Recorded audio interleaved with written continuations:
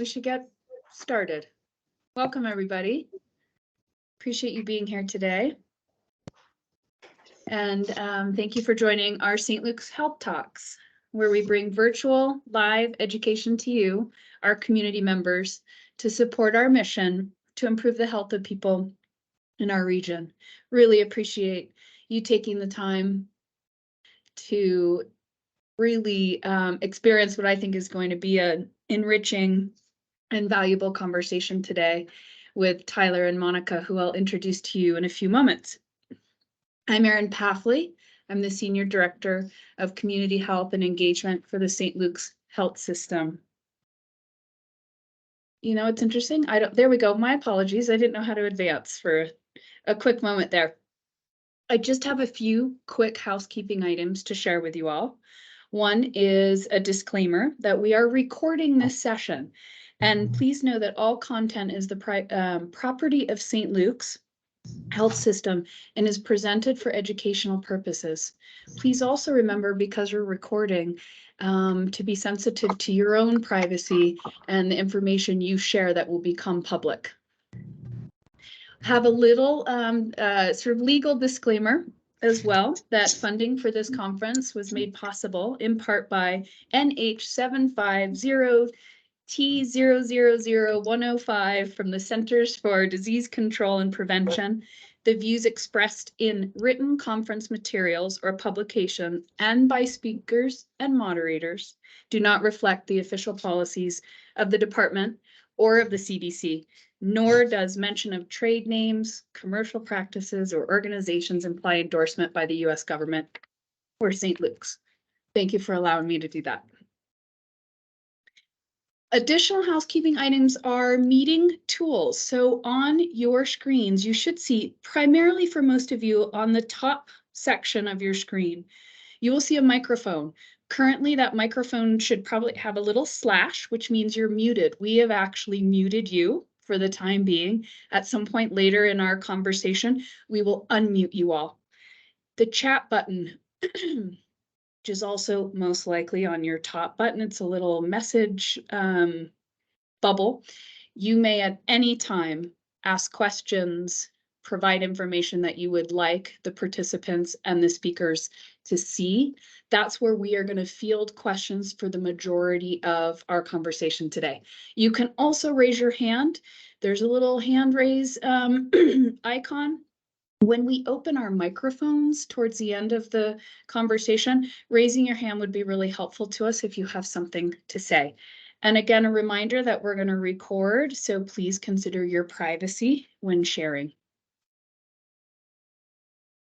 So thank you to my fantastic colleagues behind the scenes who seamlessly orchestrate these virtual health talks. Amazing work, just super grateful for you. And thank you all today for showing up and demonstrating your commitment to the health and well-being of young people in your lives and in our communities.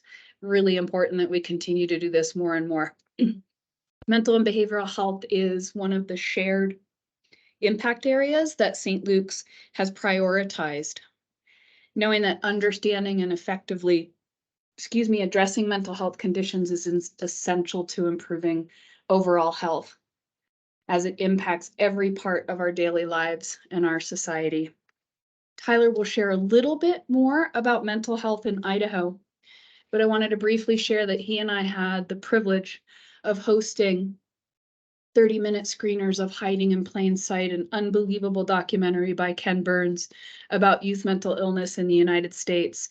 And we had the opportunity to visit 6 or 7 communities across southern Idaho, and overwhelmingly the participants asked for help in building skills, particularly building skills around how to create safe spaces for young people to share, how to be respectful, active listeners, how to recognize when someone is distressed and needs support and getting them connected to that support, and how to create common language around mental health.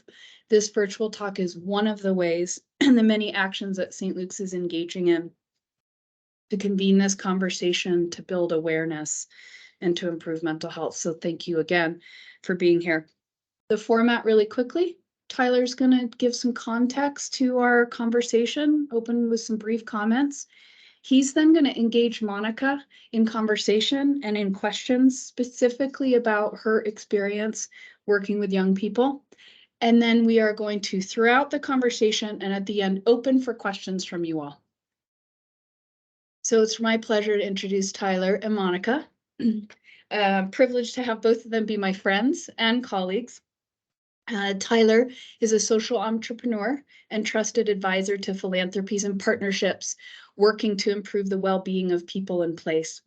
For over 4 decades, he has shaped health and development initiatives in hundreds of communities, including Wood River, and now also, thankfully, some additional communities in the state of Idaho. Grateful for him coming home to Idaho and doing his incredible work with us. Monica Reyna, thank you for being with us, Monica. She serves as the Violence Prevention Coordinator at the Advocates for Survivors of Domestic Violence and Sexual Assault, which is in Haley. In her role, she facilitates every Teen Counts youth leadership program, as well as healthy relationship education in local classrooms, and really believes that when we work together, we have the power to change our culture for the better. So really grateful for you being here. Thank you so much. Erin, thank you. And all of you for joining here today. My name again is Tyler Norris. I'm thrilled to be here with all of you. I grew up in Idaho in the Wood River Valley, and have, as Erin suggested, been away a bit, and it's been wonderful to return to my beloved gem state at this stage in my life. I'll just begin by just a little bit of my own vulnerability in entering this conversation, because how we talk with young people was a big part of why I'm actually here. My family was what many would call a good family, raised in the Wood River Valley. My folks cared a lot about us and looked after us well, and we were blessed to have good community supports. But a number of my friends and I found ourselves struggling with mental health, struggling with substance misuse. And before my 15th birthday, I found myself just as involved, having had mental health causing me and my friends to get ourselves in trouble. And there were a lot of ways that could have played out. But what happened was that the community wrapped around us with love and support.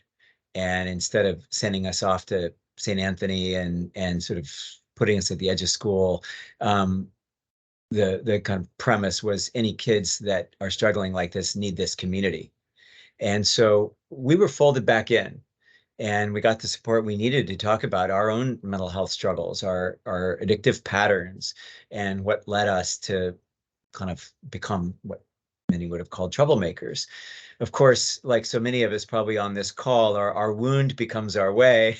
And with my own healing and our and the support I got, I decided to dedicate my life to the well-being of people and places. And my whole vocational arc, my sense of calling, has been around how do we support people in flourishing and thriving. And so I'll just say that at the beginning of this, the way I was cared for and my friends were cared for has everything to do with me actually being here. And so I know that it's possible, and I know that love and caring with guardrails and boundaries really adds up when the truth matters, and when vulnerability matters, and when respect of a young person matters. And it made all the difference for me.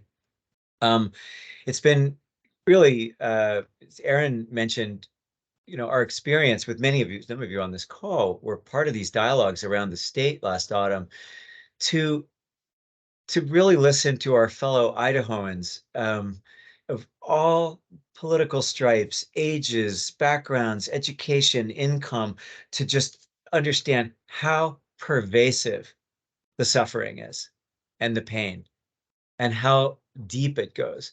with the children and families and parents, the sense of isolation, just like our Surgeon General came out with talking this morning, an epidemic of isolation, not only through COVID, but just people feeling isolated because of who they are, how they're perceived in the community, the increased rates of anxiety and depression, the increased rates of addiction, the suicidal ideation. A third of girls in our country are young teenagers are thinking about suicide. It doesn't matter with the girls, they're just experiencing this world that we're bringing them into. And these aren't moral failings or character flaws. These are sensitive beings responding to the community around us. And what, as Erin said so beautifully, the space to be able to talk about the suffering, to tell the stories, to allow the emotions to be cared for, not just the storyline, but the emotion and the vulnerability. What was so powerful about these hiding in plain sights, and how important it is to keep creating safe space that's conducive to say the things and be heard and be loved. And you don't have to agree with everything and all that comes out, but just how important that was. And then how do we build skills, as Erin said so beautifully, to become better listeners, to create safe places, to be actually better in our classrooms or our workplaces or our faith-based settings, to create opportunity where people who are struggling can actually find an environment to begin their own healing journeys. And then what it means, in addition to building our own skills to show up for one another, is how can we kind of create the actions in our communities and across our state that will allow us to heal and to transform. And healing and transforming is needed. And the last piece I'm going to say before bringing Monica into the conversation is, ouch, Idaho at the bottom of the barrel on state rankings, our beloved gem state. How is it that in the overall ranking of mental health in this nation, we rank 47th of 51 states, counting DC, with higher prevalence of mental illness and lower rates of access to care? How could a state that's so small and manageable and so much love and kindness actually producing such lousy results? And I'm reminded as a healthcare professional in my life and as a trained chaplain that every system is perfectly designed to produce the results it gets. So we're producing what's happening. That's on our watch. And I just, as a parent with 28 and a 30-year-old and a resident and citizen of our communities, it's just, this is on our watch. So when Idaho youth rankings, thank God we came out of actually out of 50th of 51 in youth mental health challenges. We bumped up to 47th out of 51 in youth prevalence of mental health challenges and lack of access to care. So we maybe nudged up a bit, but we're sitting as a example of what it looks like to perform as poorly as any other part of this country in caring for the mental health and well-being of our youth. And how we think we're going to build an education and business and family and community culture that's worthy of the beauty of our state is a worthy conversation today, because we're not doing great. At the same time, like an immune response, here comes the creative people, the creativity and resources and generativity of the people of Idaho rising in community conversations to sort of take this on in a meaningful way. And I think that's really part of the bridge with Monica here, as we begin to say that there's really a tale of two states going on here. There's a story that's just not looking very well, and pain that is not finding voice and healing. And at the same time, an immune response of human beings saying, we've got to change things. And to me, that's the good news. It's the good news for this conversation, that we can tell the truth about our struggling and not view it as a moral failing or a character flaw, but part of the human condition. We can build our skills to turn to one another. We can create safe spaces, and we can learn how to show up for our youth who are struggling really mightily against not only challenges here in Idaho and mental health challenges, but against so much else economically, socially, politically, racially, climate issues, and others that really that worry our youth. So with that, Monica, it's been so great getting to know you as as a fellow Wood River Valley resident and third generation Idahoan, and just, your background. We were joking a bit about here I am at 63. I won't reveal your age, but many decades less than that. And here we are with very different lives, but feeling really similarly about what we can do and be for our youth. And it's just so Mhm. wonderful to be in this dialogue. And before we get into the questions, just want to invite you to tell a bit about yourself, your story, and how we find you being such a leader in our communities and showing up Yeah, for our youth so beautifully. Yeah. happy to share. So I grew up in the Treasure Valley in Caldwell, so an Idaho girl at heart. And after graduating high school, I spent 10 years up in Moscow. I went to the University of Idaho and then also worked there for quite a long time. And I like to say that I cut my teeth in academia because it Mm. really is the place that, I came to understand myself and the world. And actually, that took me all the way to Chicago, where I got my master's degree in sociology. But ultimately, leaving, I think, is what drew me back to Idaho. Because really, in that kind of an environment where you're learning about social problems, like the problems we're talking about today, it can feel very divorced from real people and the real change. And ultimately, real people are the people that make change, the people, getting up every day, going to work and making small changes in their lives. So I moved back after that and decided that I wanted to work more boots on the ground and less ivory tower to really figure out how to make change. Yeah. Well, it's so important, and I know we'll keep hearing a little bit about what you're doing in schools. And one of the things that I was appreciating about kind of getting to know you a little bit is just the hard conversations Mhm.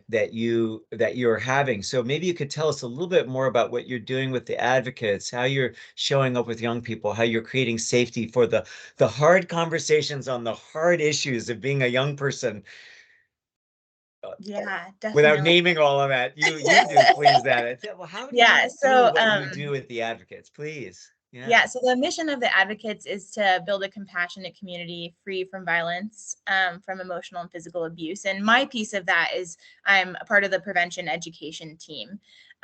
So what that means is we spend time in classrooms, in the community, doing workshops and events all around healthy relationships. And in addition to that, we also have a teen internship program that's been going on, I think, 10 years now, which is really amazing.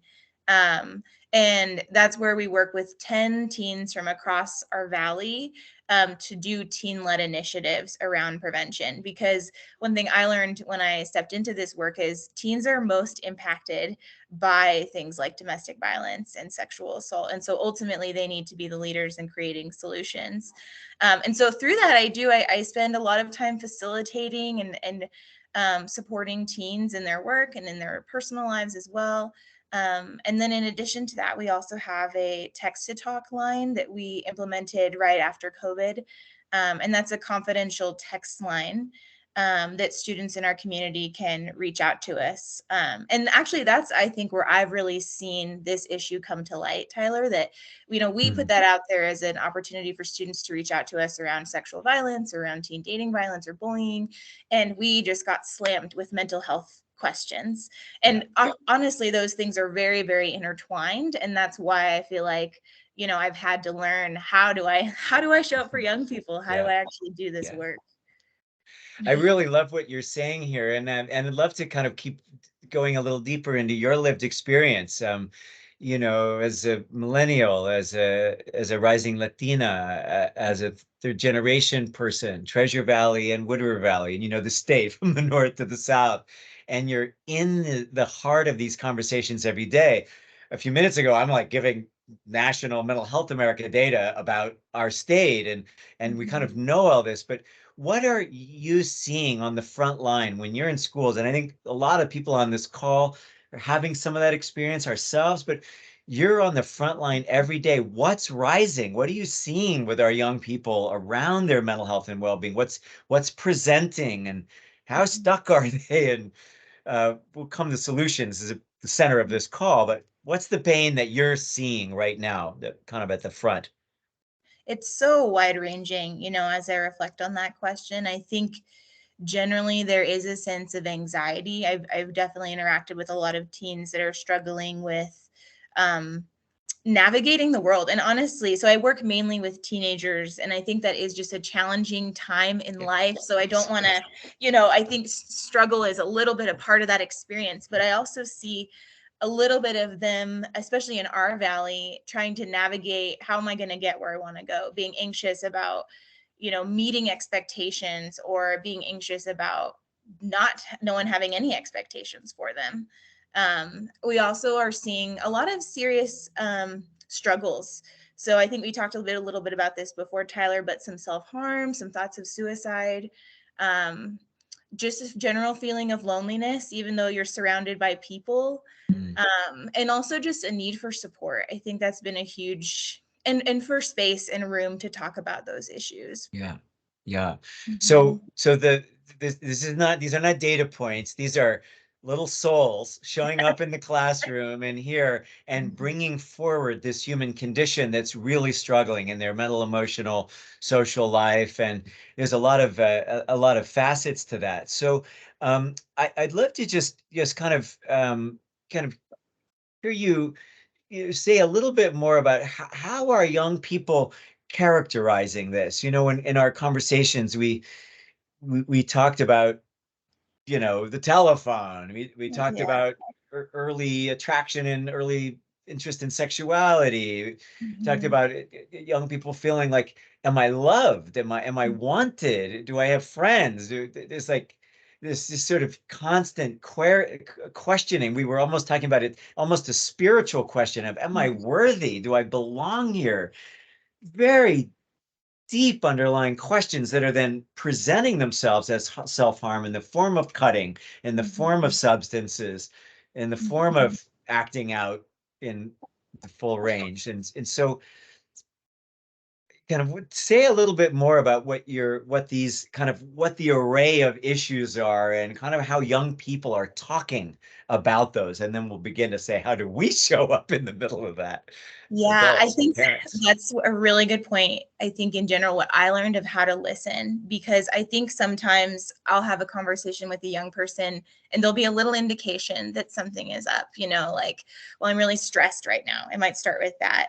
And then I think those little cues might be opportunities to probe a little deeper. And sometimes that has been like, oh, I have a lot of AP exams, all the way down to, feeling alienated in their state because of their identity, or feeling overwhelmed with something beyond school, right? But that big, overwhelming sense of anxiety and stress. So I think that's one of the ways I've heard them talk about it. And then another thing that we've seen, and this is really just with a small subset of students, is almost like, because it's so common, like it's almost like they're flippant about it. Like, Right. like, and I think that can be a little shocking for us as adults sometimes to really understand how someone can be flippant about anxiety or depression or thoughts of suicide. But that's another way that I've seen it too, especially with teenagers, like being flippant or kind of making self-deprecating jokes about those kinds of things. But yeah, so sometimes it can be subtle. It can really show up in a variety of different ways, at least with the teens that I engage with. So I'm going to start to shift into sort of a little bit about kind of the core, because of question a little bit about how do we show up a little bit. So again, we were talking, and I think many of us who are here, we got 70 some people on this call. Many of us are parents. There's no more humbling activity that I can think of in my life than the sort of not knowing how to do everything well. And again, even with a pretty good household and wife and all of that support, it was not easy raising kids. And so I think there's the question we're embarking on is one of sort of profound humility and a recognition that we don't really always know what to do in these situations when young people are presenting with that. It's very human to both feel it and human for parents to not always know what to do, to sometimes come down hard, sometimes not set the guardrails, and then there's no boundaries. And I'd be really kind of curious, kind of as you think about what young people are saying, and then here we are as adults trying to show up for them,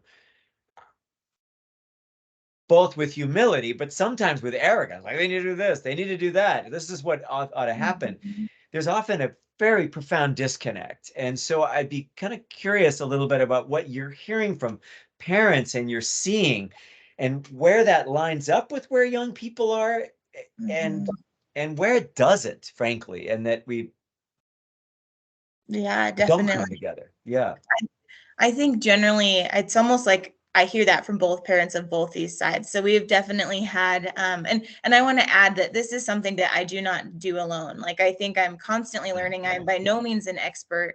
I'm just here to share my experiences, but I can't even say that I've grown without the support of my colleagues and of the other people who do this work around me. And I think that community aspect is so important.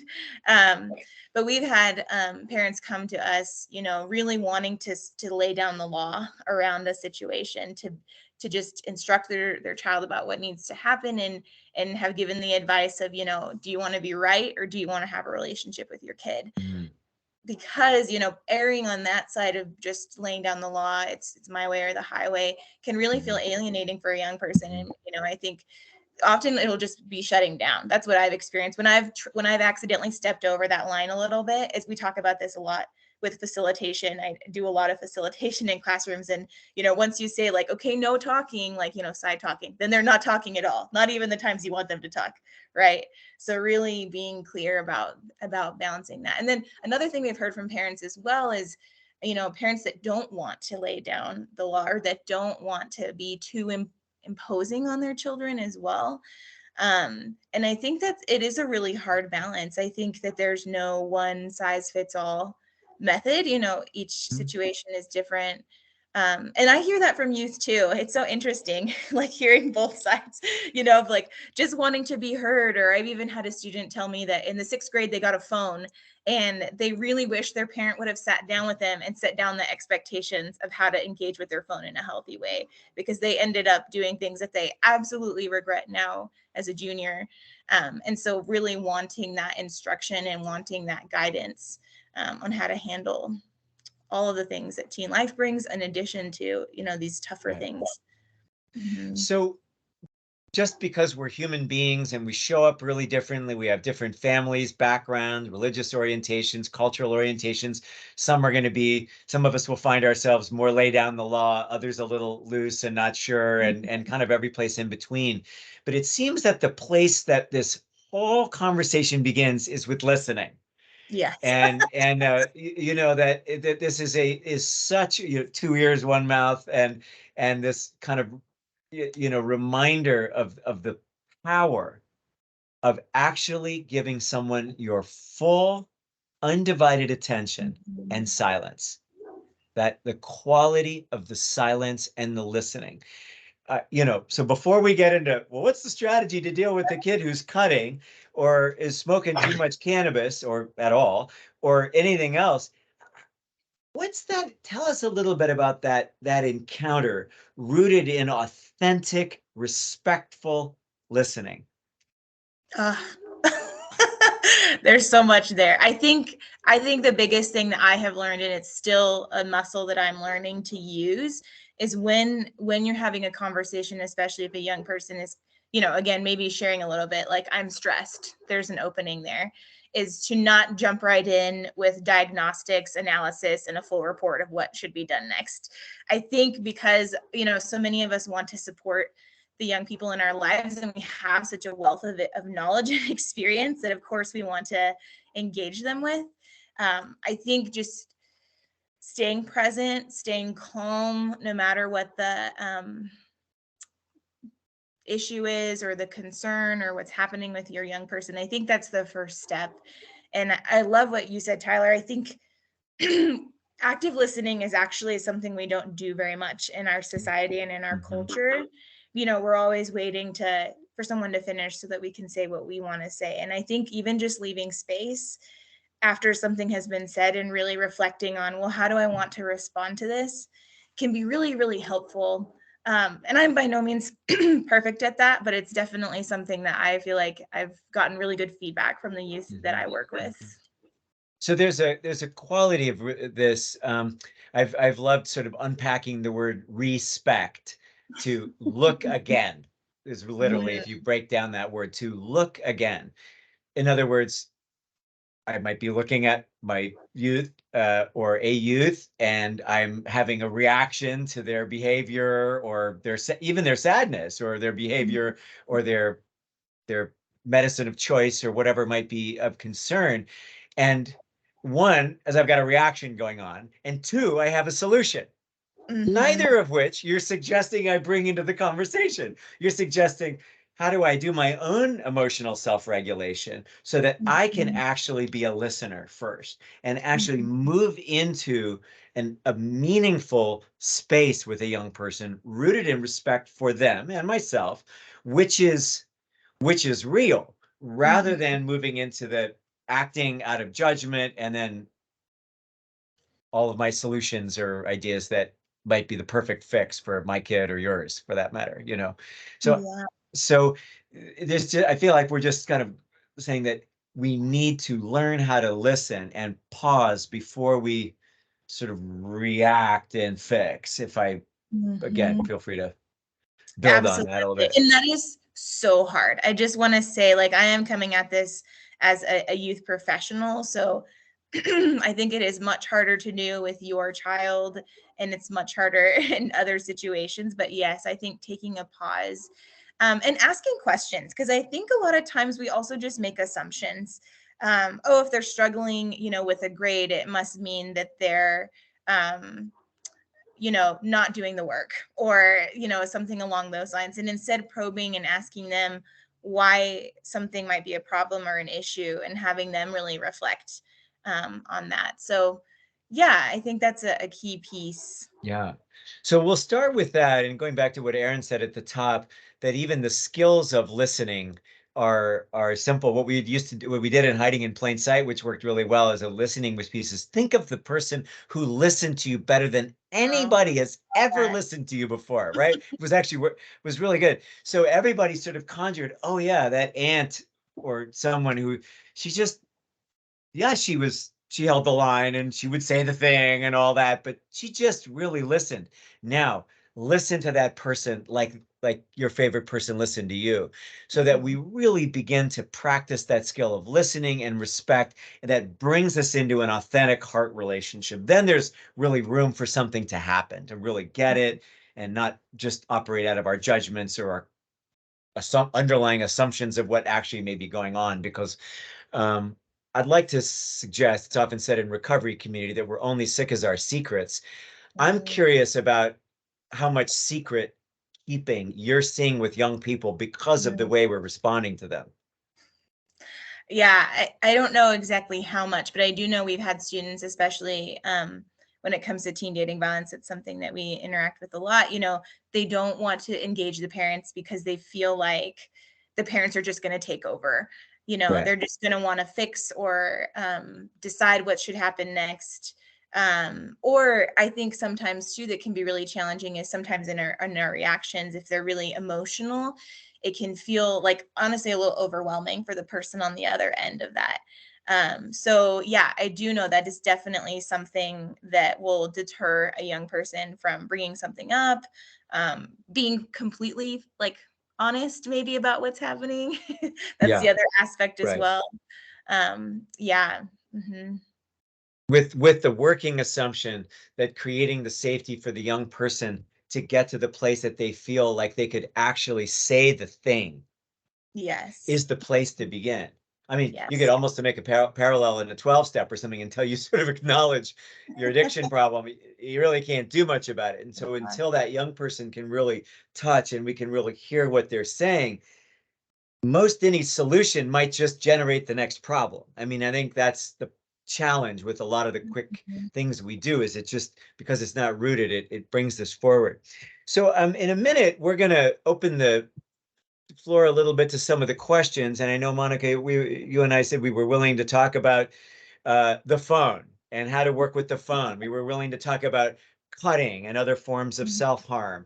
We were willing to talk about, early dating violence and all of this, and some of the technical issues, the thoughts of suicide, and kind of what to do and how to deal with that. So I'm hoping that the chat will fill this with in a little bit. But while we're kind of waiting for people to ask some of those really hard questions, what do you do if your kid's cutting? What do you do if your kid's friend starts talking about suicide? Like, how do you deal with that? And how can we build our skills? Hopefully, this conversation will go there.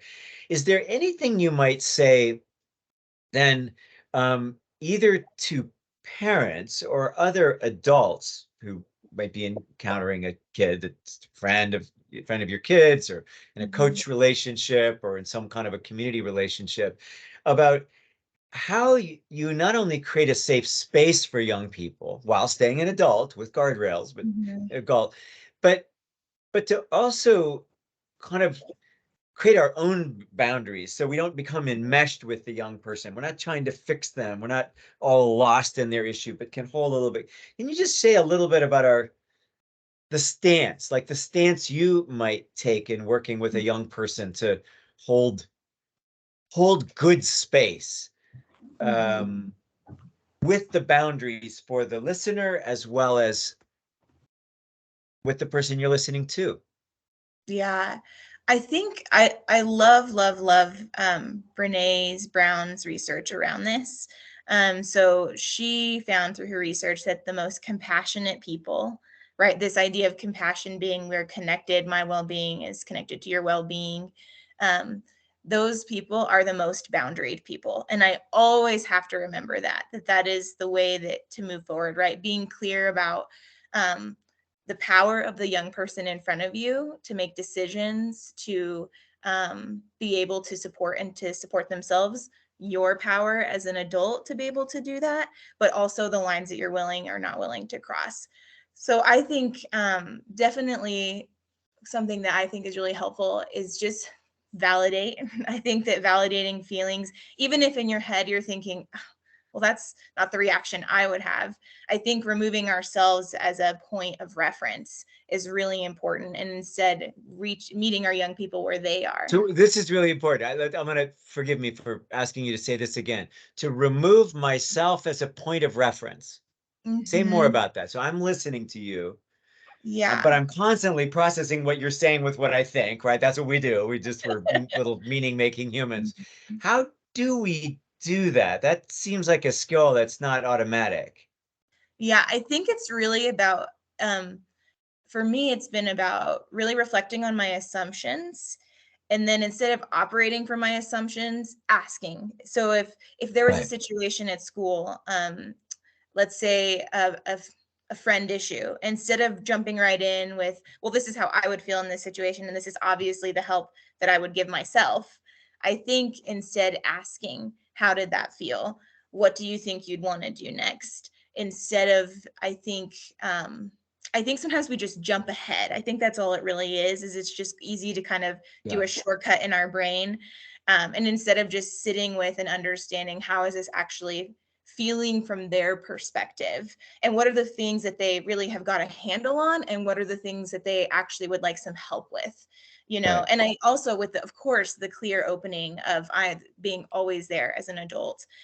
And one thing I want to add too, I think you of course can give perspective, but I think really making sure that I try to make sure that it's in my experience. So and I'm really careful with that, because I think sometimes then it can become about us and not about the young person in front. But even like with the reaction, you can say, that sounds really scary, or that sounds really lonely. Tell me more about that. It's just to kind of validate. But I think, sometimes it can just be so easy to put ourselves in their shoes too much and not really see them for where they're at. Right. I love that. I'm also really appreciating that Erin dropped in the chat a moment ago. Do you want me to listen, to advise, or intervene? And so you're saying to really pause on that, not operate with assumptions, work with questions, use inquiry. I mean, one, it's very respectful to ask people questions. And then what's that right role that's wanted? Let's say you and I had a conversation and we're just met up and we were wanting to have a conversation, one of us was struggling, it might be really helpful. Do you want me to listen? Are Mhm. you, maybe you just want me to listen. Maybe you actually do want some advice after listening to you, but it's very, very helpful to actually know what is wanted with that young Mhm. person before we just barge in. I also just want to say one thing as the questions come in, and we'll invite Aaron to lift up a question that here after I say this. Um, our young people are struggling, and at times this kind of listening all the way to some kind of getting intervention or getting help, finding a counselor, working something through, addressing the addiction, addressing the cutting, addressing whatever might be going on, the relationship drama that's not playing out very well, the sort of social media phone use. There's times to sort of step in, and we want to acknowledge that young people count on us to be adults and not Mhm. cede that territory completely. So we're talking about something that's difficult because we still do need to be able to step in as adults. But at the end of the day, we're trying to create sovereign young people Mhm. who know how to recognize how I'm feeling, how to work with their own emotional state to calm themselves through breath or nature or journaling or physical activity or whatever it is that would really work with that, and then to be able to recenter themselves in that way, to build those muscles or competencies of sort Mhm. of emotional strength and emotional resilience. And so fixing doesn't really get you there either. We're really trying to build this. So there's this constant view that taking that extra time, decentering ourselves, is actually preparing a young person to build their own mettle, to become more resilient, to actually become more competent in difficult places, not to have a Tyler or a Monica or an Aaron or somebody bail them out, even though there's times to step in and intervene. That the end of the day is we're trying to build young adults. That boy, that Mhm. girl is a mother, is a father, is an adult down the road, not very far from now. Mhm. So our whole skill is really about how are we building that sovereign young person, not just trying to fix their immediate problem. So if you have anything to say about that big kind of longer arc of how we want to be thinking about our engagement with young people as future adults. Um, Yeah, absolutely. yeah. I think that's exactly it. I think it's about helping them to see their power, to own their power, to understand, how to move with power, their own power. I think Mhm. also along with that, I think it is a really, really challenging balance. And so I think, with smaller things like maybe relationship, a problem with friends, let's say, I think that sometimes it's okay to let them try and maybe something doesn't work and then come back. So I think that's something I think a lot about with the youth development work is you want them to try and to fail in a really safe way, not Yeah. in a detrimental way or something that's going to really harm them. And so it's really challenging, especially because again, my perspective is really from a professional point, but there are points when I feel like with the group that I'm working with, like if we take these steps, they're going to do something that's going to be too hard of a failure or across that line of learning. And so I think it's okay to step in and say, hey, here's a concern I have, what do you think about that? Or is there something I'm not Yeah. seeing? But really trying to come at it with your own stance, your own perspective, but also valuing their stance and their perspective as well. That's fabulous. Thank you. Erin, we wanted to open it a bit. Are you seeing any questions in the chat you'd like to bring forward or uh, here for us? Thank you, Tyler and Monica. I am not seeing any specific questions. I'm certainly seeing some very Right. meaningful Yeah. comments. That maybe the two of you could scroll through if you Yeah. have a moment to do I'm that. I'm looking in particular at Laura's comment. Laura, I hope I'm pronouncing your name correctly, about the concern around how many students we have hiding in plain sight and this mm, capacity within our schools. And I wonder if in this last sort of conversation that Monica and Tyler had about building, right, the capabilities of our young people, building their resilience and demonstrating to them how to best use their strengths and their power. Um, I wonder if you see it in the way I see it, which is that is one of the ways we'll actually decrease the need for our students to have clinical interventions with counselors at school or counselors in the community, that the more we do within our communities in building strength and listening and respect and non-judgmental relationships with young people, that in fact we decrease that need. Of course, there's always going to be need for clinical interventions. I don't want to underestimate the importance of that. But in coming together like we are today, creating safer spaces for young people, giving them voice, that in fact maybe we improve their mental health that way as well.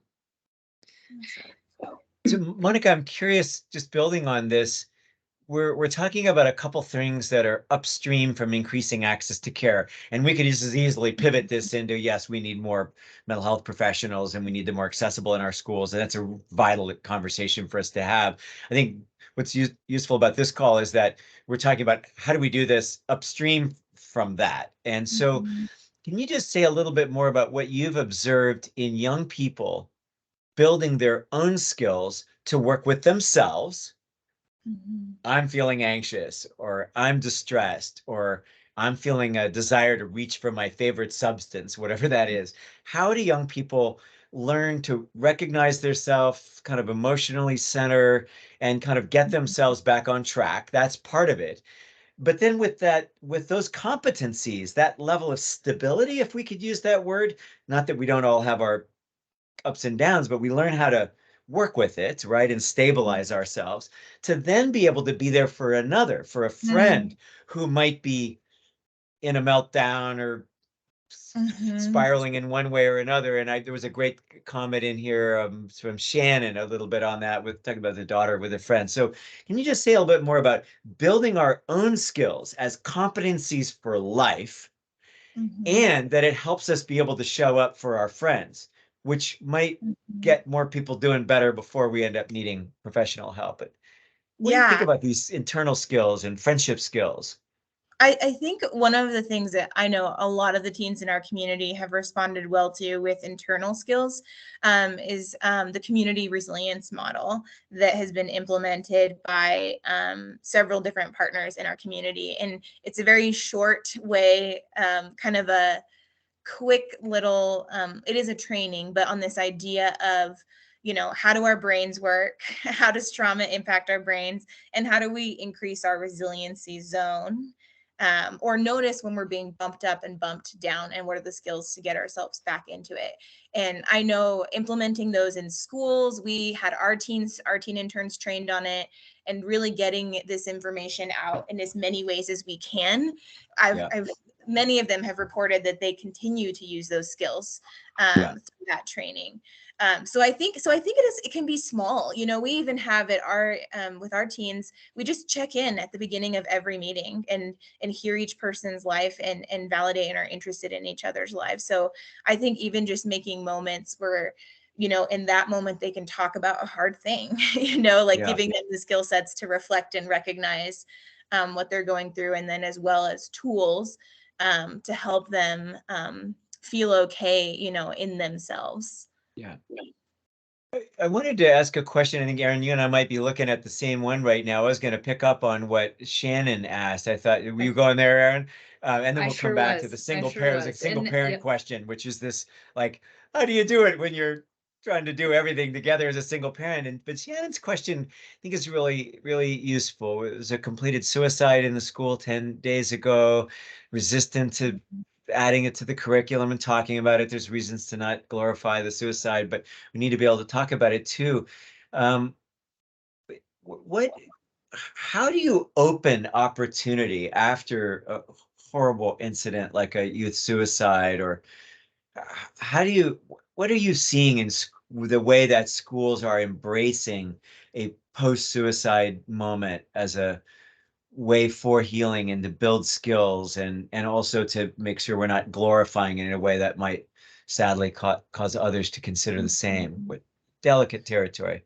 Yeah, I'm not sure exactly what has been happening in our community, and I don't really know if I can evaluate, or think about how um, helpful or unhelpful it is. But I know with the teens that I work in, if I knew a young person and somebody, even in their periphery, someone died by suicide, I would definitely check in. I think it can feel, I think the impacts of it can be so wide reaching, way beyond our actual assumptions about it. We might think, oh, people who knew this person, people that were friends with this person, but I think it can be, yeah. So I would check in. And I think it's, instead of framing it of like, we have to talk about it this way or that way, I would just ask, this has happened. How are you feeling?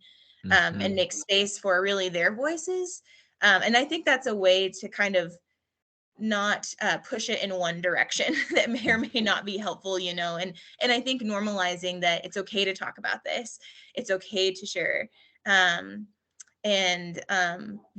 once someone has shared that, I think, again, like, if someone does say, well, I've also been thinking about that, I think that's an excellent opportunity to validate, not validate, but to say, I hear you, thank you for telling me, like, what can we do next, you know. Mhm. Thank you. Erin, what might you lift up for us here in our remaining minutes as a good focus point? Thank you. For those of you asking specific questions about CRIM trainings, please look in the chat. Hopefully you all can see where to access the chat, as there's been lots of resources posted there. Additionally, Sarah Hagerly will kindly send you all these resources via email when we're done our conversation today. So that'll be another way for you to access multiple trainings, and trainings in multiple communities coming up in the spring. I am scrolling through. I am not It's a great seeing. question from Yeah. Gary around upstream Yes. in I there. was just going Yeah. to get there if you'd like to comment on Gary's question. For those of you who may not be able to see the chat, Gary asks, what are the upstream opportunities for support and intervention? Monica, I'd love to have you bring something in. I'll just, as you think about it, the other day I was watching an interview with three African American men who lead the Holistic Mind project in West Baltimore city schools. So these are kids in really rough and tumble part of Baltimore, and some of the lowest poverty, highest crime rate neighborhoods. And they're teaching these young people in the elementary schools, where so many kids go to school without breakfast, and God knows going on in the neighborhoods. And, unfortunately, some of the ways we might stereotype tough inner city America, teaching these kids how to practice mindfulness, teaching them how to breathe, teaching them how to listen to one another. These were 7, 8, 9-year-olds talking about mindfulness, not like some foreign object from India, like mindfulness is some crazy idea from some other side of the planet, but learning how to breathe and check in with yourself and calms oneself as a competency for life. And this Black principal, with these kids around him in the middle of kind of a rough, some of the lowest truancy rates, the best school outcomes, the test scores are off the charts. All these charter schools are going, what's happening in that inner city public school? Well, they're teaching the kids how to practice emotional self-regulation and show up for one another. So just thinking of Gary, getting to know him a little bit over this time, like, what a powerful upstream intervention. These kids learning how to do these things, and then how to support each other, and all of which are life skills for your future job, your future girlfriend, boyfriend, what have you. So I'm curious, these are really upstream competencies, all the way to things that we might be putting in our schools around access to counselors. What would you say are the big upstream things before our kids are ending up in real trouble? Yeah, I mean, I love that you brought up the individual skill building. I think that is, really, really important, and not just as a one-off. I think it's so powerful when a whole school commits to something like that. Right. This is how we're going to be. And that transitions to, I think, the other really great interventions, which is really reflecting on what we need to change in our cultures, to really uplift health and mental health, and thinking about creating schools, communities, that meet students' very basic needs, of food, shelter, safety. And then I think, again, just building in a community where, there's at least one adult that has a positive relationship with a student in a school, or, Yes. I'm biased towards positive youth development programs because we Right. run Yeah. one, but, Yeah. implementing more of those and getting more students involved in community work, to build their skills and their confidence. And so I think there are lots of things we can be doing to help our students. I know Aaron's gonna have the closing piece, but I think that Dawn asked an earlier question and Deborah flagged it again about single parents. I don't need to put you on the spot for that, Monica. And maybe we actually open it to Dawn to say a little something about your good question there. Perhaps one of the loneliest places to be would be a single parent with a kid that's struggling and not being able to keep the job and meet the kids and all that kind of thing. So I'm curious how we might address this single parent question. And I want to source someone other than just me and Monica being the ones to respond to that too. But let's center in that for our last couple minutes. I'm going to go find that question real quick in the chat. Yeah.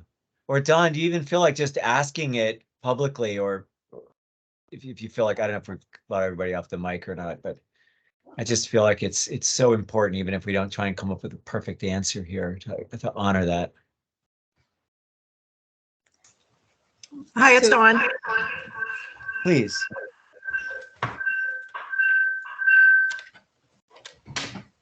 Sorry about that. Can you hear me? Yes, Dawn, Yes. please take the floor. So I was disciplining my son one time and he said, "Stop talking like a man." So it really made me, sit back and think about my disciplining. I then went on to Love and Logic parenting classes. But it just was really hard to balance, not having a dad around. So just didn't know if you had any extra tips for other single parents out there on how to, there was my fourth grader actually became suicidal, and I took him to counseling, and that righted itself within about a year. But I don't know, it was just I would love for anyone else to feel to speak up, including you, Don, to maybe be the final question with what you were discovering in your own journey here, because your lived experience may be what's most important here.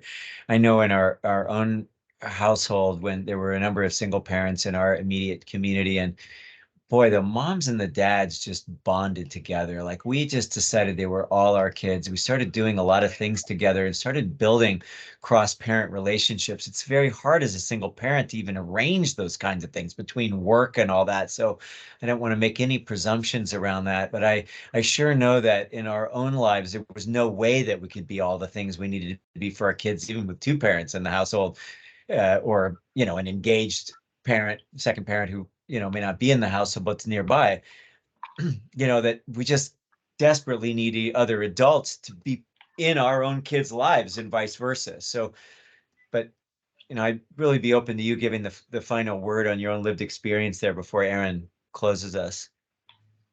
Well, I think for me, what I did was I made open communication the main focal point. And we went for drives. Whenever I felt like something needed to be talked, we went for a drive.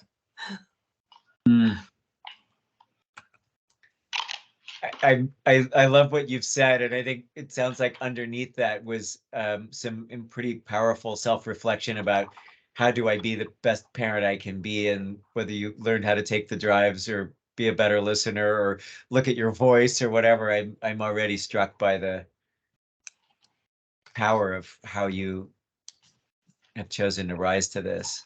I feel a little bit like we may not be helping fully, but I'm really inspired. Story, if that's okay. Please, So why don't you do that, and then Aaron will be able to close us. Go for I it. love Monica. what you said, Dawn, of open communication. For a big chunk of my upbringing, my mom was a single mom, and I think I have such a solid relationship with her because there was open communication. Because I honestly think sometimes being the child of a single parent household, like there can be a lot more responsibility, for better or for worse. And I think that her meeting me with understanding and recognizing, how that dynamic played into our family dynamics, and knowing that I could talk to her about anything was really, really helpful, even if sometimes we did not see eye to eye and we kind of had a few moments of tension. But I love the open communication piece. I think that's awesome. And I know for my relationship with my mom, that was incredibly helpful growing up.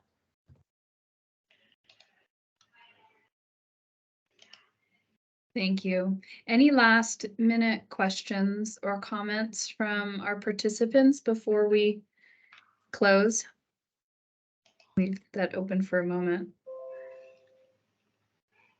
I smiled. We used to have what we called FHT in our family hot tubs.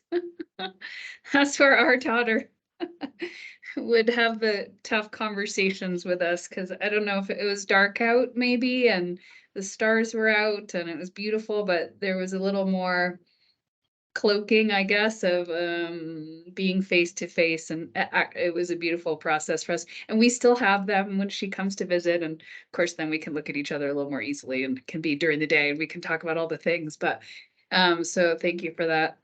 Great family memory. I don't have anything profound to share, because I think this conversation was probably one of, if not the most meaningful conversations I have been a part of in a very long time. So, Monica and Tyler, grateful and appreciative of your expertise, but also your reminders of learning how to be humble, and how far that humility goes when we are caring for young people and caring for ourselves. And so thank you so much for opening up that conversation, and for those of you who shared personal experiences. Yes, Shannon, that's great. Humor is really important, isn't it? And, I welcome in the chat, Sarah, how long will this chat remain open when the meeting is closed? The chat will close with the meeting, and Okay. I will send out all of the relevant links Okay. that we have found through the meeting. Okay. In an Thank you, email and I- to everyone. Yeah. I love what Shannon's closing pieces, because that very same Saturday Night Live thing we always make fun, right? We'd always Yeah. act it out and make fun of that whole thing.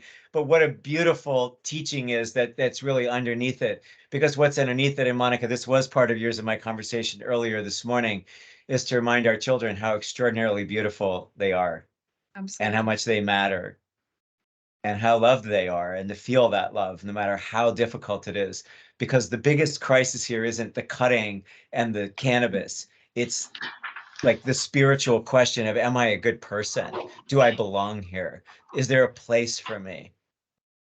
Am I worth it? And so underneath Stuart Smalley's silly blue sweater character is that underlying spiritual question, which is, yeah, you matter. It matters that you're here, you're loved. We want you. We're going to find our way through.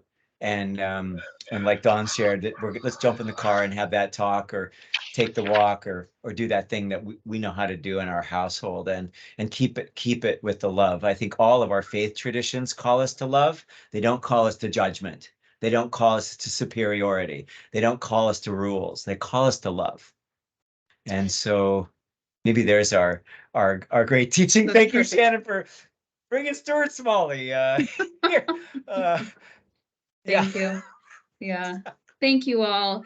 And feel free to reply to Sarah when she messages you about other topics that you might like for us to present in this format. We are here to provide support and resources, and convene these types of really important conversations. So thank you all. Enjoy the rest of your day, and appreciate you all. So thank you. Blessings.